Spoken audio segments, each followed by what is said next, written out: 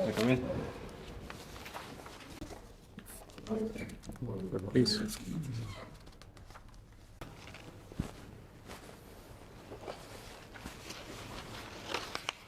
So, Bharat. Yes. Bharat, how are you doing today? I'm doing good, sir. You're doing well. And you've given police as your first choice. Yes, sir. Why so? Sir, I'm looking for a very people-friendly policing. Okay.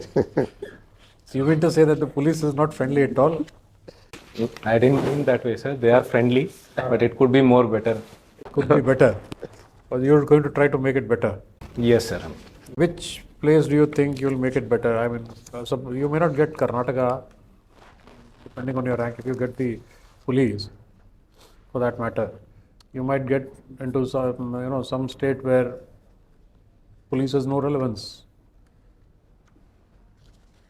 So northeastern states, the police has very little relevance.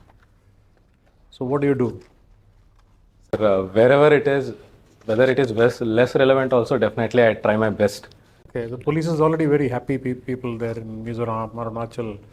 I mean, they're happy-go-lucky. There's nothing, anti-public about them, or they're not very aggressive. They just live like family with the rest of the people. So what change will you bring about if you are made, like you're an SP in Arunachal Pradesh? Sir, in my opinion, there will be always a scope for more improvement all the times. Okay. So, and also we can create a long-lasting impact so that this very good relationship, what is carrying on the states, can go very long. Okay.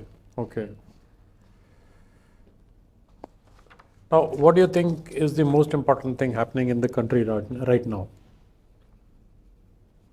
Any important event which you think is? Sir, in my opinion, the vision of 2047, the Viksit Bharat, is one major event which is very visionary as well as looks promising for me. What are the inputs we need, for achieving a Viksit Bharat in 2047? Sir, as the goal says that Viksit Bharat, India to be a developed country, what I believe is the resources what we have to capitalize on that. For example, the demographic dividend which will be available till 2045. The very much skills and also India being a global. So do you think we are capitalizing on our demographic dividend? Have you read the Acer report which has been released recently? Yes, sir. What does it say?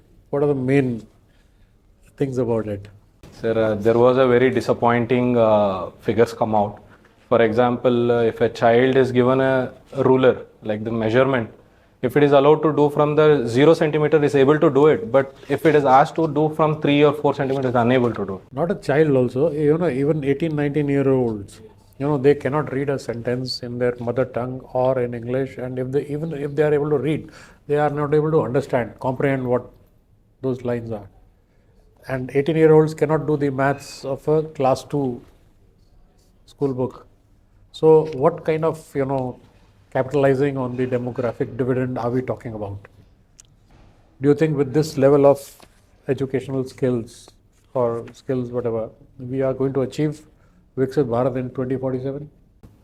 Sir, in my opinion, that could not be possible with this level of education. So don't you think, instead of making the police people friendly, you should have gone into this IAS, given IAS as your first choice, to, make Viksit Bharat a reality by improving the skills?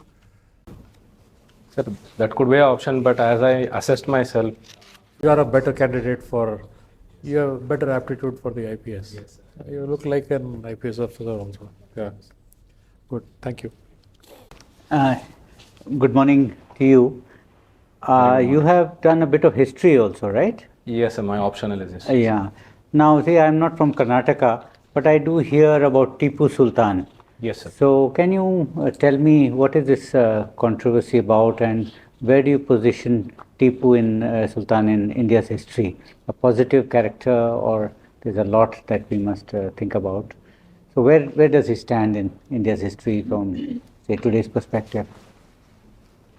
So the controversy is being that Tipu was a ruler who was looking after himself, is not a national leader as such.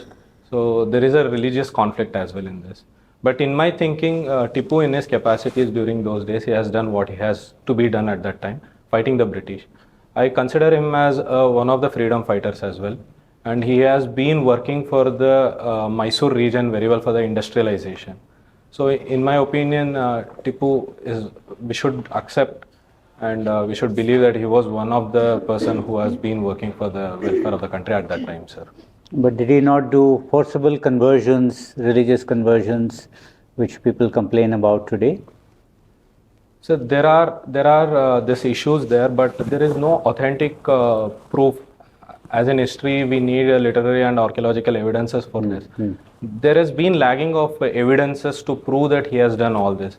There are on the other side, there is a claim that whatever the conversion or the persecution he has done is done with a political basis. So there is a lot of debate, sir. So we need a concrete evidences to come to a conclusion on this, sir. Was he known for some military technologies also, which he has used in warfare? Sir, the missiles were very much used. Rocket missiles were used by Tipu. It was developed. Do you take interest in foreign policy, foreign relations? Yes, I am interested. And what is the objective of foreign relations or foreign policy making? Why do we at all engage in foreign policy as a specialized activity? Is it really worth it? Sir, in my opinion, it is very much important for India to involve in the foreign policies as per India's interest. We cannot be isolated since the global is very much interconnected now. The earlier policies of Panchashil holds good even today, but India should be taking up the leadership role and act according to the India's interest in the international policies. You say India should do this or should do that, but our relations with several countries, particularly our neighbors, are very difficult. So are we on the right path, or is there something wrong with our foreign policy? Almost every neighbor is unhappy with us in some way or the other. So what do you think of our neighborhood policies? Is there something we need to do better? We are so similar, right? Our cultures are similar. We have borders which are touching. We have common histories. Then we should be friends. So what is the reason that we have so difficult relations? Sir, we have multiple reasons for having such an issue with the neighbors. One being major, the China's role is playing a major role. And further, we have the trade surplus, as India has almost a trade surplus with almost all the neighboring countries. So India should look for the more neighborhood first policy. As our former Prime Minister said, we can choose our friend, not our neighbors. So definitely we have to work in all the lines, as you said, that we have the same cultural. So a deep connection to the roots of the neighbors is very much required, sir. So in the long run, we have to work on this to build that, sir. Yeah. And last question, Bangalore city, is it overgrown now, and is it possible to effect such an improvement that might result in tangible changes, or Bangalore is just overgrown without any kind of controls on its growth or any planning? So what do you see as a solution for Bengaluru's miseries? Sir, to talk about these problems, definitely traffic, the water issues, and also the solid waste management, all the issues are coming up. And it has been, I would say that partially it is unplanned city planning. But however, now the peripheries of Bangalore are very much improving, sir. They are taking up the peripheries, and the Bangalore is growing in this way. Further, the smart city projects, all this are coming up. So in the future, I think Bangalore, which has looking at the problems, will be finding a solutions in the future. Thank you. Good morning, Bharat. You are wanting to become an IPS officer, right? Now, even after 75 years, police, especially inspector and below, are perceived by the common man as insensitive, incompetent, and even corrupt. What is the reason? Sorry.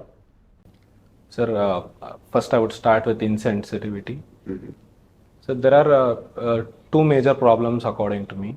The one is there is a lack of human resource in the police itself. They are overburdened with works, and 24/7 they have to be there. This creates a burden. They also need some good holidays, spending. So that brings me to the police reforms. What has happened to the police reforms? Why are we not going ahead with the police reforms? So in this level there is a policy lacking. For example, No, but with a dynamic prime minister like us we have, why should there be a policy paralysis? There is no policy paralysis. Sir, to put up some data on this, the Supreme Court has given the 7 guidelines from the Prakash Singh committee also. Yeah. This has not been implemented also, sir.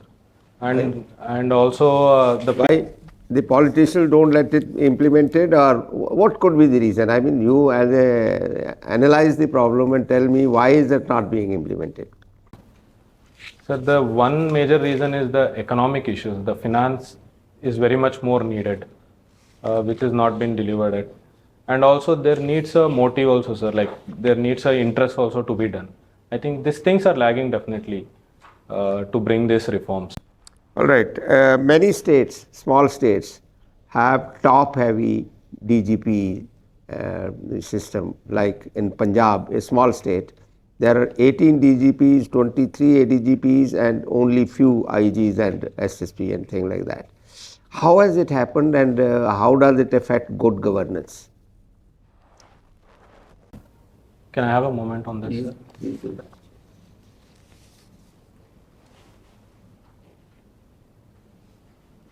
Sir, in this lines, if there is too many high-level officers, if they are highly. Why are there too many high-level officers in a, say, state like Punjab, which earlier had, when it was a united Punjab, it had only one Inspector General. Now you have 18 DGPs. Sir, I have to read about this. How has this situation occurred? There must be some reason. Look into it. Now, tell me that when did we feel the need of a light tank in mountain, requirement of a light tank in mountains? India is working on it. We are soon going to have one. If you know something about that, what is that tank? What is the weight? Why do you feel the need of this? Sir, I have to read on that. Need of this you should be able to appreciate. China is making us do all kinds of things, isn't it? Yes, sir. So a lighter tank in the mountains, opposite, especially in Ladakh, the requirement has been felt in. All right. How many elements in human body? Elements. What are the elements in human body? Sir, Oxygen, yes, sir. I have carbon, nitrogen. hydrogen, what more? We have Calcium. calcium. Phosphorus.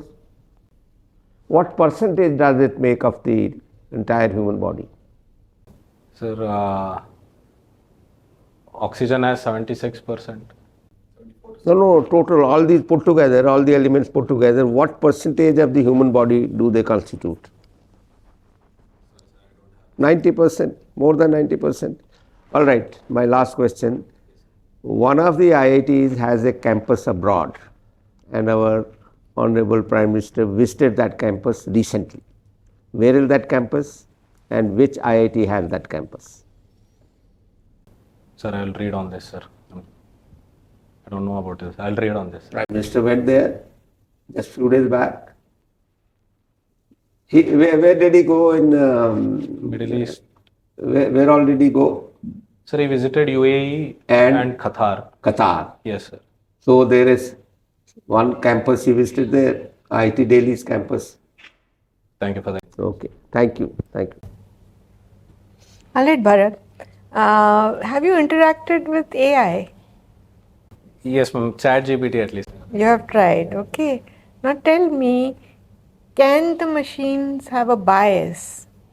And if so, what kind? Can it have, first of all?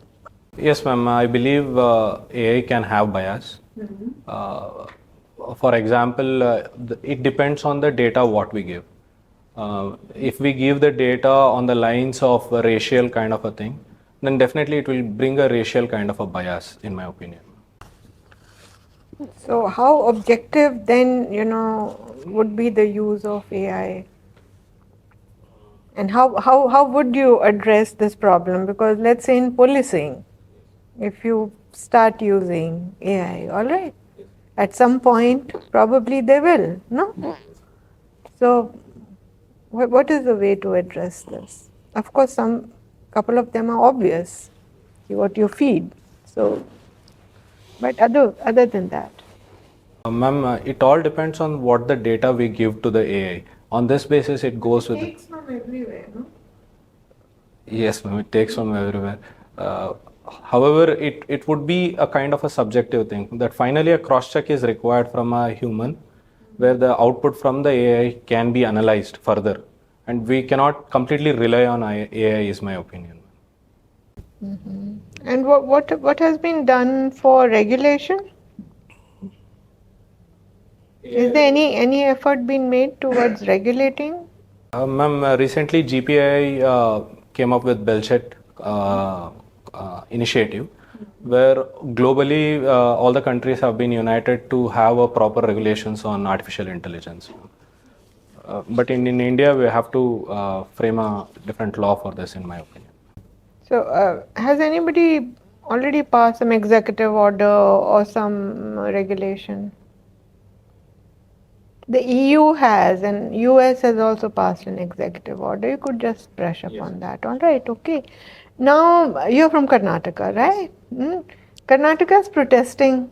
They've come to Jantar Mantar. Yes. What is it about?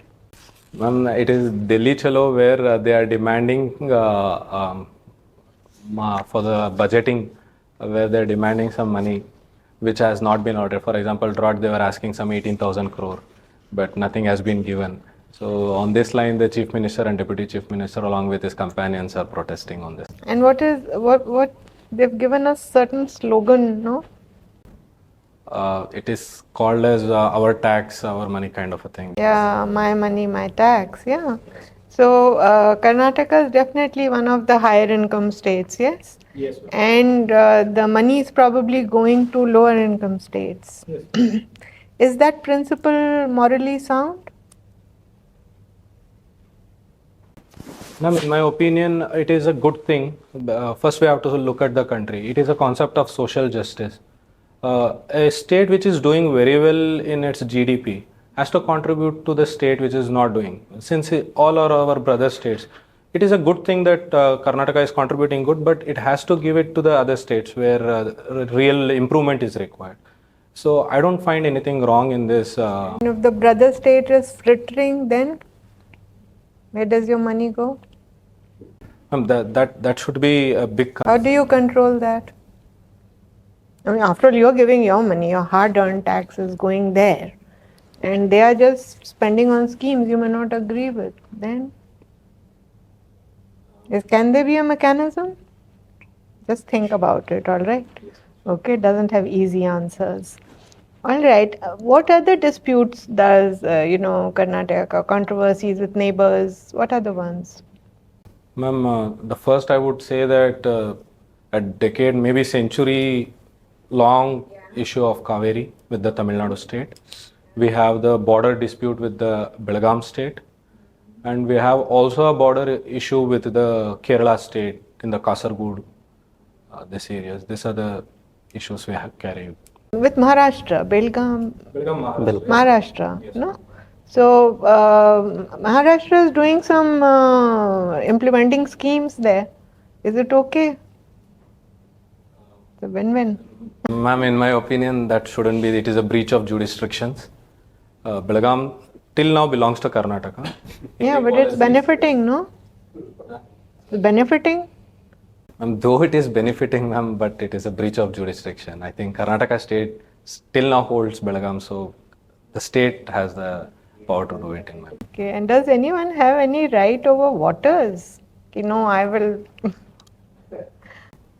Ma'am, the river belongs to the center, the subject. So I think a scientific way of sharing is required when it comes to water. Okay, thank you. Bharat, Yes, sir. we have already met few days back, right? I think through online. I'm very sorry I couldn't. Yes, sir. Yes. AT and C losses. Yes. So did you go back and check it? Yes, sir. It is aggregate technical and commercial losses, sir. So how is it different from T&D losses? Yes, sir. T&D losses are the losses which is happening during the transmission time and the distribution of electricity, like the eddy current loss or the hysteresis loss. When it comes to aggregate technical and commercial losses, technical losses is the losses which is happening with the transmission distribution as well. When it comes to commercial, it is the theft or wrong metering. This kind of a losses is called as ATMs. Unbilled. Unbilled, yes, sir. Okay. So since your optional is history, so let me ask you a few questions. So with respect to dating back our ancient history and civilization, so can you tell some of the latest findings which make us rethink about it? Sir, one recent promising outcome was the Kisdi excavation, which has happened in Tamil Nadu Vaigai River basin. It has pushed the Sangam age, which was earlier known for 300 BC, to much more behind, sir. And they are expecting it is at least 600 BC. It could go more if we do the third way of excavation, what is going on now. So that's one. Any more? So this is what I can recall. Okay, fine. So one of the movies is getting released, V.D. Savarkar. So how do you frame him in his contribution with respect to modern history or freedom struggle? Sir, I think V.D. Savarkar was a visionary person who put up the idea of, who had the idea of Swaraj as well as Akhanda Bharat ideologies at that time. So definitely he has contributed in his own thought process. Though he had a difference of opinion with the other leaders, but he had his own thought process, building up the youths with Mitra Mela and Abhinav Bharat and with his brother. And definitely putting up the Indian cause in the international arena, like in the London as well. So definitely I see him as a freedom fighter, sir. So the same thing was done by other freedom fighters also. Why was he given so harsh punishments? Sir, the major reason being he was a revolutionary. In the London Indian Society where he was, there was assassination of Curzon Wheelie by Madanlal Dhingra. So it was said that he was also involved in this assassination as well. Since he was a revolutionary and he was putting up this revolutionary ideology, the reason he was given such a harsh sentence. Okay. So, and with respect to Bangalore, so the locals or indigenous people of Karnataka, Kannada speaking people, there has been sense of frustration or say some kind of intolerance towards the non-locals with respect to grabbing the opportunities in the Bangalore city. Some people, some sections of the people. So what are the reasons you identify? Are they the problem lies with the identity politics, or is it the really problem of lack of opportunities? Can you give me a moment, sir, on this?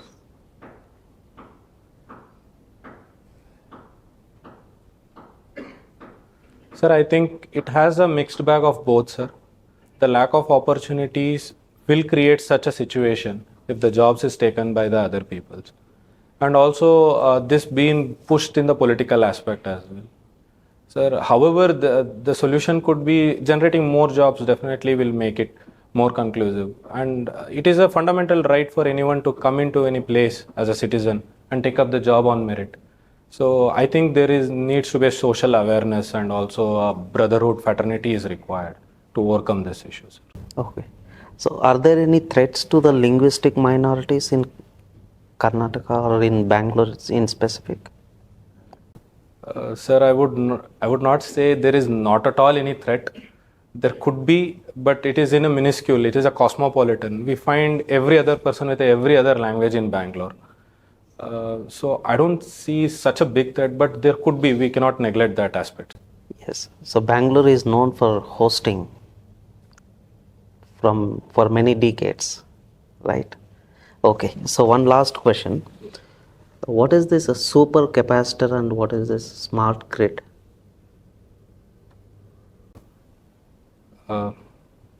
Sir, I'm not sure about super capacitor, sir, but I have limited knowledge on smart grids. If you allow me, I'll proceed, sir. So smart grid is a well-built, robust connections between the distribution as well as the house if they are generating any electricity through the rooftop. So it will be connected when there is excess of electricity, they can give out to the grid, and if they need more electricity, they can pull out with the proper metering. Smart grids. Okay, thank you. All the All the best. best. Thank you, sir.